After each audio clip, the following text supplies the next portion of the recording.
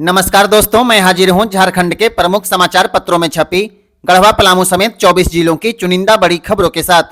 जानिए आज की तमाम बड़ी खबरें जो आपके लिए जानना बेहद जरूरी है। चाहे बात हो मैया सम्मान योजना की, पीएम और अबुआ आवास की या फिर राशन कार्ड और पेंशन जैसी योजनाओं की। गढ़वा के रंका में आक्रोशित ग्रामीणों ने रंका थाना प्रभारी रवि कुमार केसरी को खदेड़ दिया। वहीं ग्रामीणों को पुलिस का विरोध झेलना पड़ा। दरअसल रंका रमकंडा रोड में रविवार की सुबह हाईबा वाहन से 2 युवकों की मौत के बाद ग्रामीण आक्रोशित हो गए। पुलिस के पहुंचते ही लोगों का गुस्सा और फूट पड़ा। वहीं घटना के विरोध में ग्रामीणों ने रंका गढ़वा नेशनल हाईवे को रंका थाना के पास जाम कर दिया। मामले की गंभीरता को देखते हुए रंका एसडीओ रुद्र प्रताप और डीएसपी रोहित रंजन सिंह पहुंचकर लोगों से बात कर मामले को शांत कराने के प्रयास में जुटे हैं।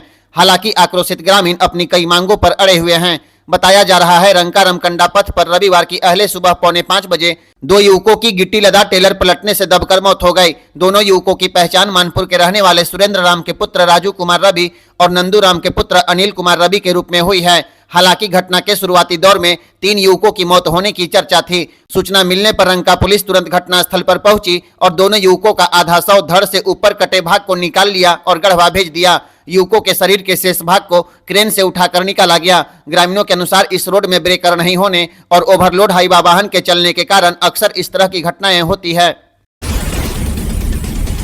झारखंड के मौसम में उतार चढ़ाव के बीच 2 दिन बाद न्यूनतम तापमान में भारी गिरावट आ सकती है। मौसम विज्ञान केंद्र के अनुसार तापमान में 3 डिग्री सेल्सियस तक की गिरावट होने की संभावना है। इसी बीच रविवार से झारखंड में बादल छाए रहेंगे। सुबह और रात में धुंध छाए रहने की संभावना है। 28 नवंबर को सुबह और शाम में भी बादल छाए रहेंगे। आपको बता दें, भारतीय मौसम विज्ञान केंद्र के अनुसार इस बार झारखंड में कड़ाके की ठंड पड़ेगी। तमिलनाडु और केरल में अच्छी बारिश हो रही है। वहीं ओडिशा व उत्तर प्रदेश में घना कोहरा छाया रह रहा है। इधर राष्ट्रीय मौसम विज्ञान केंद्र ने 25 नवंबर को बंगाल की खाड़ी में हलचल होने की संभावना व्यक्त की है, जिसका आंशिक असर झारखंड के कुछ इलाकों पर पड़ सकता है। शनिवार को राज्य में सबसे कम तापमान गुमला का रहा। यहाँ का न्यूनतम तापमान 1.9 डिग्री सेल्सियस दर्ज किया गया।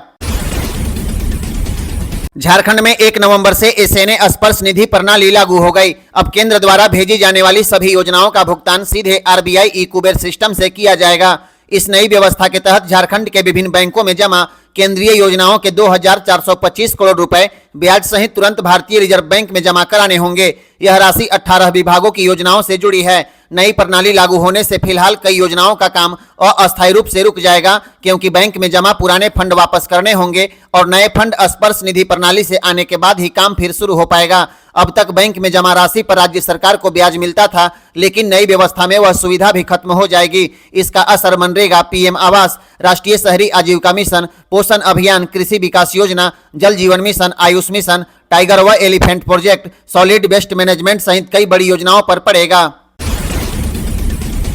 झारखंड के इंजीनियरिंग, मेडिकल और मैनेजमेंट कॉलेज में फीस मनमाने ढंग से अब नहीं बढ़ाई जा सकेगी। झारखंड व्यावसायिक शिक्षण संस्थान शुल्क विनियमन अधिनियम 2025 अब आधिकारिक रूप से लागू हो गया। राज्यपाल संतोष कुमार गंगवार की स्वीकृति के बाद विधि विभाग ने इसे अधिसूचित कर दिया है। नई व्यवस्था के तहत फीस तय करने के लिए उच्च न्यायालय के सेवानिवृत्त न्यायाधीश की अध्यक्षता में एक समिति गठित होगी। झारखंड हाईकोर्ट के मुख्य न्यायाधीश अध्यक्ष का चयन करेंगे। इस समिति में विश्वविद्यालय के कुलपति, नेशनल मेडिकल कमीशन और संबंधित विभागों के प्रतिनिधि भी शामिल रहेंगे। यानी अब फीस तय करने से लेकर निगरानी तक हर स्तर पर पारदर्शिता बढ़ेगी। सबसे महत्वपूर्ण, किसी भी व्यावसायिक संस्थान की फीस 3 साल के लिए फिक्स रहेगी। 3 साल बाद ही नया शुल्क तय किया जा सकेगा और कोई भी संस्थान 1 साल से अधिक की फीस एकमुश्त नहीं ले पाएगा। समिति को यह अधिकार भी होगा कि किसी कॉलेज के खिलाफ अधिक शुल्क, कैपिटेशन फीस या किसी तरह की गड़बड़ी की शिकायत मिले तो वह जांच, सुनवाई और दंडात्मक कार्रवाई कर सकेगी। झारखंड में प्रोफेशनल शिक्षा को पारदर्शी बनाने की दिशा में यह बड़ा कदम माना जा रहा है।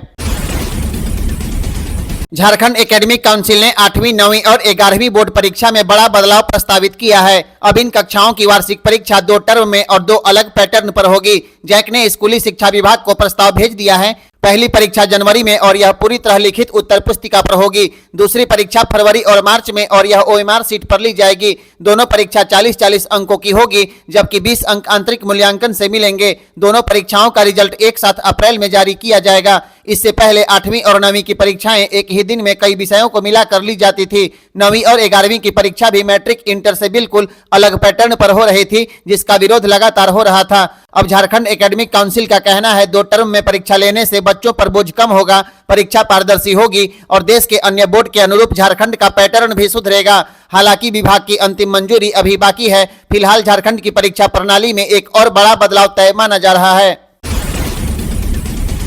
केंद्र सरकार ने सभी मेडिकल दुकानों पर टोल फ्री नंबर और क्यूआर कोड चिपकाना अनिवार्य कर दिया है। अब हर दवा दुकान के बाहर टोल फ्री नंबर 1800-180-3024 और शिकायत दर्ज करने के लिए क्यूआर कोड लगाना जरूरी है। अगर किसी मरीज को दवा खाने के बाद कोई परेशानी होती है तो वह इस नंबर पर कॉल कर सकता है या क्यूआर कोड स्कैन कर शिकायत दर्ज करा सकता है। इन शिकायतों के आधार पर दवाओं की क्वालिटी चेक, उनके साइड इफेक्ट और सुरक्षा की निगरानी की जाएगी। ड्रग इंस्पेक्टर अब सभी मेडिकल स्टोर पर जाकर जांच करेंगे कि नंबर और क्यूआर कोड लगा है या नहीं। राज्य में 18,000 से ज्यादा दवा दुकानें हैं और सभी को इस आदेश का पालन करना होगा। कुल मिलाकर दवा सुरक्षा के लिए केंद्र सरकार का बड़ा कदम लागू हो गया है।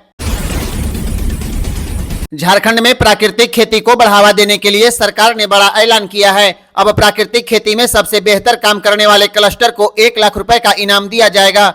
कृषि मंत्री शिल्पी नेहा तिर्की ने राष्ट्रीय प्राकृतिक खेती मिशन की कार्यशाला में इसकी घोषणा की। उन्होंने कहा, कम खर्च, ज्यादा उत्पादन और ज्यादा मुनाफा, यही प्राकृतिक खेती की पहचान है। झारखंड में फिलहाल 4000 हेक्टेयर भूमि पर प्राकृतिक खेती का लक्ष्य निर्धारित किया गया है, जो आने वाले समय में और बढ़ता जाएगा। मंत्री ने साफ कहा कि प्राकृतिक खेती सिर्फ खेती नहीं, बल्कि किसानों की आय बढ़ाने और मिट्टी की उर्वरा शक्ति बचाने का एक आंदोलन है। उन्होंने बताया कि भारी बारिश, तूफान और मौसमी बदलाव के दौरान प्राकृतिक खेती से तैयार फसल की बर्बादी रासायनिक खेती की तुलना में बहुत कम होती है। प्राकृतिक खेती आधुनिक विज्ञान है और इससे किसान आसानी से 15 से 25 हजार रुपए प्रत्येक माह कमा सकते हैं।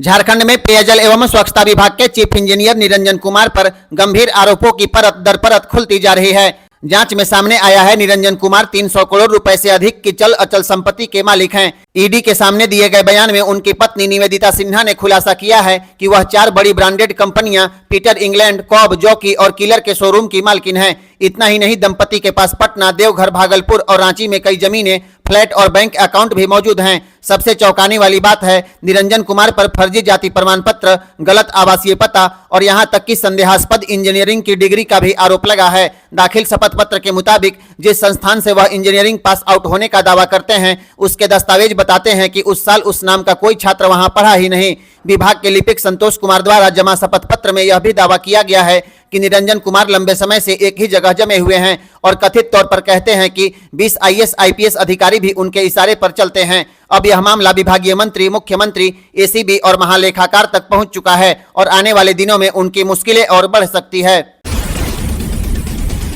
गढ़वा जिले के चिनिया वन क्षेत्र के राजमास जंगल में शनिवार की रात 11,000 वोल्ट के हाई टेंशन तार की चपेट में आने से एक जंगली हथनी की मौत हो गई।